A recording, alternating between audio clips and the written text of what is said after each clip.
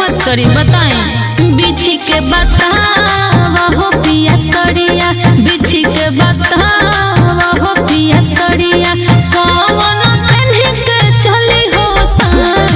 बिछी के बतावा हो पिया सड़िया, कौन पहन के चली हो सान।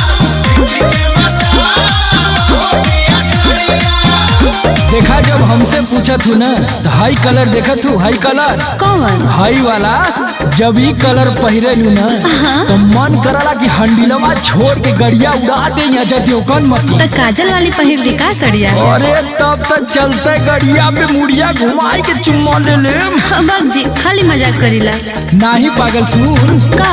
बैठलू पेनी जब करिया सरिया, बैठलू पेनी जब करिया सरिया तो गड़िया